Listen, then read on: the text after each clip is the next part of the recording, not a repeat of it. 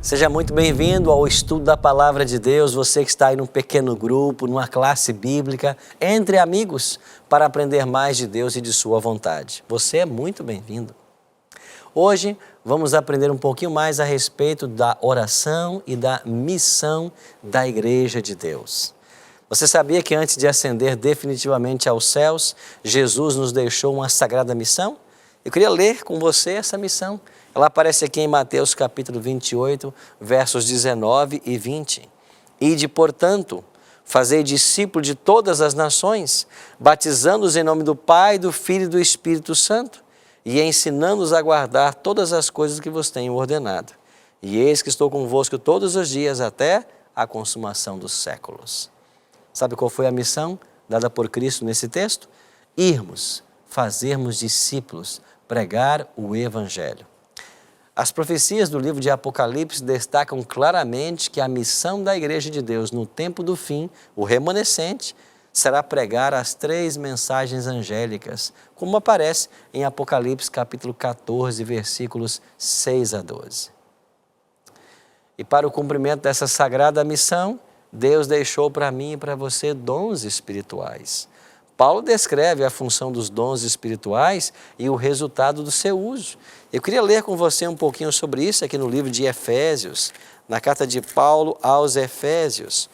Paulo declara assim no capítulo 4, a partir do versículo 11, Ele mesmo concedeu uns para apóstolos, outros para profetas, outro para evangelistas e outros para pastores e mestres, com vistas ao aperfeiçoamento dos santos para o desempenho de seu serviço, para a edificação do corpo de Cristo, até que todos cheguemos à unidade da fé e do pleno conhecimento do Filho de Deus, à perfeita varonilidade, à medida da estatura da plenitude de Cristo.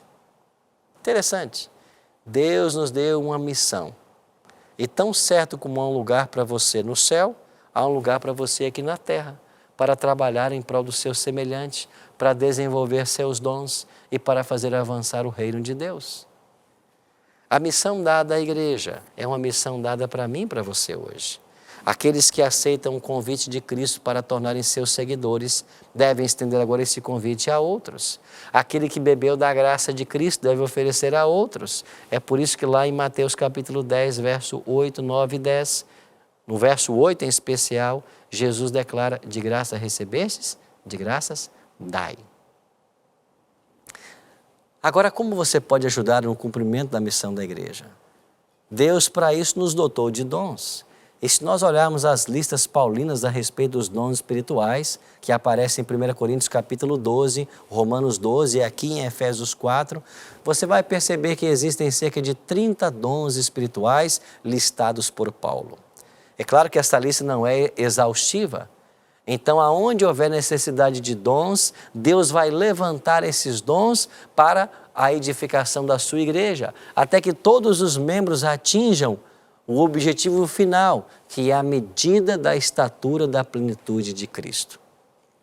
Então, Deus deu a você dons. Talvez dons de pregar, dons de cantar, dons de dirigir, dons de organizar, dons de ensinar. Eu não sei qual é o dom que Deus deu a você, mas de acordo com a parábola contada por Cristo, todos nós recebemos dons. Ninguém ficou sem. Agora, quanto mais uso eu faço dos dons, maiores dons Deus concede.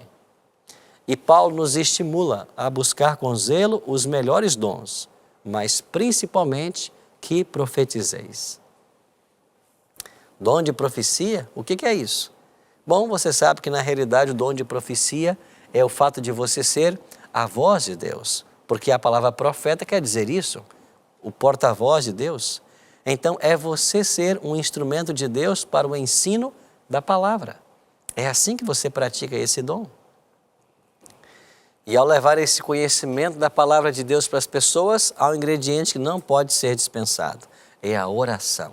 Chamamos de oração intercessora como parte da missão da Igreja de Cristo em levar o Evangelho para as pessoas e fazer discípulos. Nós devemos orar também pelas pessoas.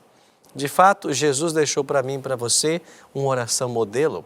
Ela aparece em Mateus capítulo 6, a partir do verso 9 em diante.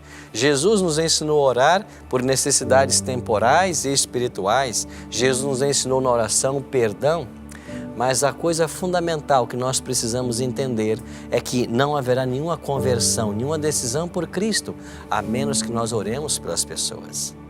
De fato, a oração, ela tem o poder de mover o braço de Deus. E enquanto levamos o Evangelho, enquanto fazemos discípulos, nós devemos orar pelas pessoas, por suas famílias, por suas vidas espirituais, para que Deus cumpra o seu querer, a sua obra na vida dessas pessoas.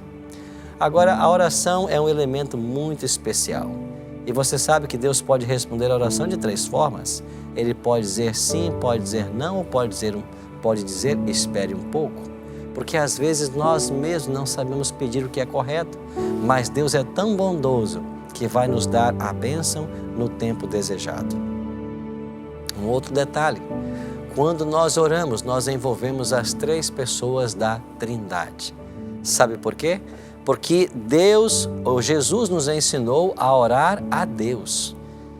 É isso que Ele ensinou na nação modelo? Pai nosso que estás nos céus. Então, nós oramos a Deus. Agora, o próprio Cristo no Evangelho de Mateus deixou bem claro, melhor, o Evangelho de João, deixou bem claro que toda oração deve ser feita em nome de Cristo. E que se pedirdes alguma coisa em meu nome, isso farei. Então, você ora a Deus o Pai e você pede em nome de Cristo. E quando vamos para Romanos, no capítulo 8, nós aprendemos um outro ingrediente. Toda oração que nós fazemos é levada a Deus pelo Espírito Santo. E é o Espírito Santo que, com gemidos inexprimíveis, apresenta a nossa oração diante do Pai. Ou seja, quando oramos, nós envolvemos toda a Trindade nesse processo. Oramos a Deus em nome de Cristo e é o Espírito quem leva a nossa oração. Por isso, tome hoje a decisão de se envolver nessa missão dada por Cristo a mim e a você. Vamos orar pelas pessoas, vamos levar o Evangelho e fazer parte desse grande projeto de discipulado. Lembre-se, aquele que acende uma luz sempre é o primeiro a ser beneficiado. E quando você toma a decisão de usar os seus dons para cumprir a missão de Cristo, você vai estar operando a sua própria salvação. Vamos orar por isso agora? Pai Santo, nos ajude a entendermos a parte que o Senhor deseja que desempenhemos na grande tarefa de pregar o Evangelho e de cumprir a missão confiada a esta igreja. Nos ajude também nas descobertas dos nossos dons espirituais e na aplicação desses dons para o serviço e para o crescimento da igreja. Que a Tua bênção alcance a todos nós e que a nossa oração seja atendida pela intervenção de Cristo e pela entrega que o Espírito Santo fará ao Teu trono. É a nossa oração, hoje e sempre, em nome de Jesus. Amém. Obrigado pela sua companhia no estudo de hoje. Lembrando que a gente volta daqui a pouquinho com o próximo estudo para continuarmos aprendendo mais da Palavra de Deus. Até o próximo estudo. Deus o abençoe.